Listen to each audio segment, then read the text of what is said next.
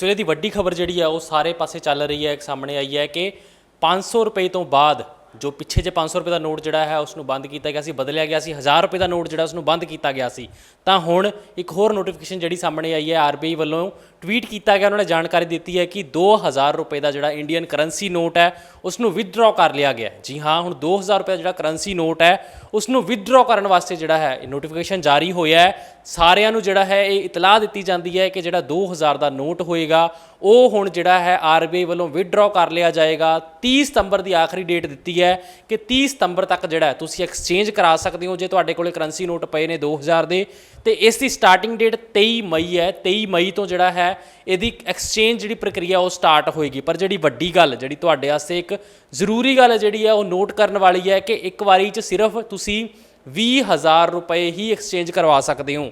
ਜੇ ਤੁਹਾਡੇ ਕੋਲੇ 2000 ਦੇ ਕਰੰਸੀ ਨੋਟ ਨੇ ਜਿਸ ਨੂੰ ਤੁਸੀਂ ਐਕਸਚੇਂਜ ਕਰਵਾਉਣ ਲਈ ਬੈਂਕ ਜਾ ਰਹੇ ਹੋ, ਆਪਣੇ ਬੈਂਕ ਖਾਤੇ ਦੇ ਵਿੱਚ ਜਿਹੜਾ ਤੁਸੀਂ ਐਕਸਚੇਂਜ ਕਰਵਾ ਸਕਦੇ ਹੋ, ਪਰ ਸਿਰਫ 2000 ਰੁਪਏ ਤੱਕ ਦੀ ਰਾਸ਼ੀ ਜਿਹੜੀ ਆ ਉਹ ਇੱਕ ਵਾਰੀ 'ਚ ਐਕਸਚੇਂਜ ਹੋਏਗੀ। ਆਰਬੀਆਈ ਵੱਲੋਂ ਜਿਹੜਾ ਹੈ ਕੁਝ ਨੋਟੀਫਿਕੇਸ਼ਨ ਜਿਹੜੀਆਂ ਕੱਢੀਆਂ ਗਈਆਂ ਨੇ ਉਹਨਾਂ ਨੇ ਇਹ ਚੀਜ਼ ਦੀ ਜਾਣਕਾਰੀ ਦਿੱਤੀ ਹੈ, ਜਿਸ ਦੇ ਵਿੱਚ ਉਹਨਾਂ ਨੇ 7 ਨੰਬਰ ਪੁਆਇੰਟ ਤੇ ਗੱਲ ਲਿਖੀ ਹੈ ਕਿ in order to ensure operational convenience and to avoid disruption of regular activities of bank branches, exchange of rupees 2000 banknotes into banknotes of other denomination can be made up to a limit of rupees 20,000 at a time at any bank starting from May 23 2023।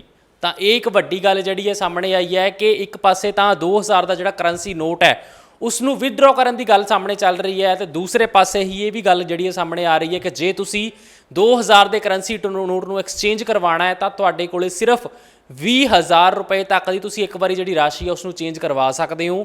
23 ਮਈ ਤੋਂ ਜਿਹੜਾ ਹੈ ਇਹ start ਹੋਏਗੀ ਤੇ exchange ਦੀ ਪ੍ਰਕਿਰਿਆ ਜਿਹੜੀ ਹੈ ਉਹ 30 ਸਤੰਬਰ ਤੱਕ ਚੱਲੇਗੀ। 30 ਸਤੰਬਰ ਤੱਕ ਤੁਸੀਂ ਜਿਹੜਾ ਆਪਣੇ ਨੋਟਸ ਹੋ ਉਸ ਨੂੰ ਐਕਸਚੇਂਜ ਕਰਵਾ ਸਕਦੇ ਹੋ। ਇਸੇ ਦੇ ਨਾਲ ਹੀ ਹੋਰ ਵੀ ਜਿਹੜੀਆਂ ਗੱਲਾਂ ਨੇ, ਪੁਆਇੰਟਸ ਨੇ ਉਹ ਲਿਖੇ ਹੋਏ ਨੇ। To complete the exercise in a time-bound manner and to provide adequate time to the member of public, all banks shall provide deposit and exchange facility for rupees 2000 banknotes until September 30 2023। Number 30 2023 ਤੱਕ ਜਿਹੜਾ ਹੈ ਇਹ date ਜਾਰੀ ਕੀਤੀ ਗਈ ਹੈ। ਤਾਂ ਤੁਹਾਡੇ ਨਾਲ ਜਿਹੜੀ ਹੈ ਇਹ ਗੱਲ ਧਿਆਨ ਰੱਖਣ ਵਾਲੀ ਹੈ ਕਿ 30 ਸਤੰਬਰ ਤੱਕ ਹੀ ਤੁਸੀਂ ਜਿਹੜਾ ਨੋਟਸ ਐਕਸਚੇਂਜ ਕਰਵਾ ਸਕਦੇ ਹੋ ਅਤੇ ਇੱਕ ਵਾਰੀ ਦੇ ਵਿੱਚ ਸਿਰਫ 20000 ਰੁਪਏ ਤੱਕ ਦੀ ਕਰੰਸੀ ਨੋਟ ਜਿਹੜੇ ਆ ਉਹ ਚੇਂਜ ਹੋਣਗੇ, ਉਸ ਤੋਂ ਜ਼ਿਆਦਾ ਨਹੀਂ ਹੋ ਸਕਦੇ। 23 ਮਈ ਤੋਂ ਜਿਹੜਾ ਹੈ ਇਹ ਡੇਟ ਸਟਾਰਟ ਹੋਵੇਗੀ।